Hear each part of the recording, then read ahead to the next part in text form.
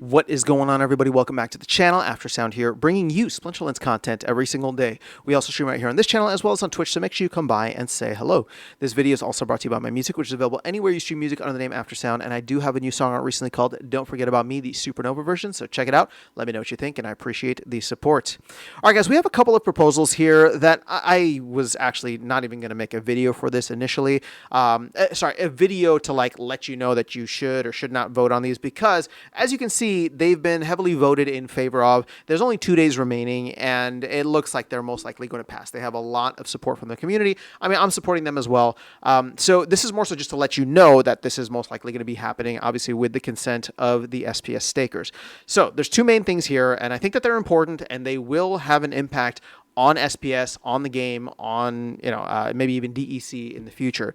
And that is, first one, stop all LP incentives. So this is pretty straightforward. I'll just click into it and we can go through it. But right now we have, I think, 3 remaining, and I'll cover that in a second here, 3 remaining LPs. So if we do that, this is just going to stop issuing SPS for all of these starting July 31st, or it'll stop issuing them on July 31st. So starting August 1st, there will be no rewards for these. Tokens intended for the LPs incentives will remain in that particular reward bucket unless they are otherwise reallocated by a subsequent proposal. So they will just stay there until we, as the community, decide what we want to do with them. The other one is restructuring DAO LPs, and I do want to just jump into this because there's quite a bit here, and I'm not going to get into all the DeFi stuff because personally I don't understand it all fully to be able to explain it here to you, but the other part of it too is that there's just a lot, right? So you can see here, they're going to be switching some things or expanding upon the V3 positions for DEC USDC on PancakeSwap or SPS ETH, right? So all of these, they're just going to be expanding what we already have. Swap the extra USDC for 20,000 of BTCB, 20,000 worth of ETH, and 20,000 worth of SOL on the BSC chain. And then it looks like we will have pools that can swap from USDT, from USDC, from Bitcoin, but not it's a wrapped Bitcoin on BNB, and then of course ETH and SOL. But all these will be on the PancakeSwap. So there will be other ways in which people can get in now through Solana, through Ethereum, through Bitcoin, and obviously through some of these stable coins. And then the last one here is they're going to add 200 million DEC, as well as the equivalent amount of SPS into the DEC SPS pool on Hive Engine, which is important because that is the main way that people can go back and forth from SPS to DEC without having to burn SPS for DEC. Or if you want to use DEC to buy SPS, right, that is going to be the way in which you do it. Now, I honestly wish we would just not ignore that pool on Hive Engine and create a pool internally similar to what we have with vouchers and all the land stuff. That burns, right? That burns a significant amount of DEC and SPS just by people using the pool, but it does not seem like we're going to be doing that at this point in time.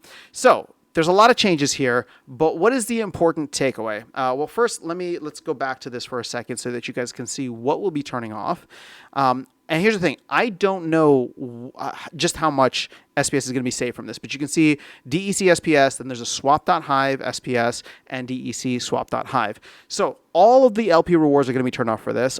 LP rewards in general have all been turned off. And if I remember correctly, I mean, that was probably several million SPS per month that is no longer going out. So this is reducing inflation by a very, very significant amount. And obviously, I think that's a great thing because one of my biggest issues with having SPS as the reward token as well as the, one of the pair tokens here, I've said this multiple times, so I apologize if it's repeated for anybody, but it's even if I was at my most bullish and I wanted to continue supporting the LPs and I wanted to continue compounding my gains, if I have SPS and swap.hive, I put it into the pool, I get paid out in SPS. And the only way that I can recompound that back in is if I sell the SPS rewards that I get, sell half of them for swap.hive, and then put them back in. So that's creating consistent sell pressure, right? Negative or downward pressure on the price for somebody who's actually bullish on SPS and swap.hive in the long run. So I like the fact that the DAO is taking over a lot of these. In fact, I didn't even see that the DAO is going to be taking over swap.hive SPS or swap.hive DEC. So maybe we're just not even going to bother with that in the future, or at least, I mean, these pools will still be there, but the depth of them, I don't know how much it'll be if people decide to pull out.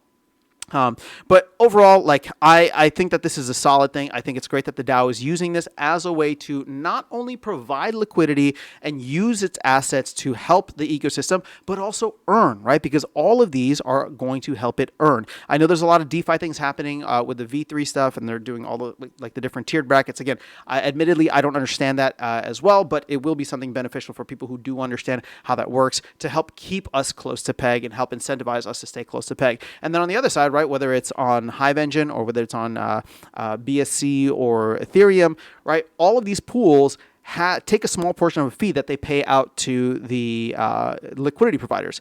And so you can go and be a part of that. It may not be that much of a percent, right? It's not going to be like 20% like the DEC SPS pool or 18% here, but the DAO is going to have a significant chunk of that liquidity, and it's going to be raking in all of those as profits, right? So, or not profits, but just as like revenue. So the DAO can continue to build over time by just providing that liquidity there. It's not going to be at the same APR, but it doesn't really matter, right? People are going to be swapping back and forth between a lot of these tokens regardless.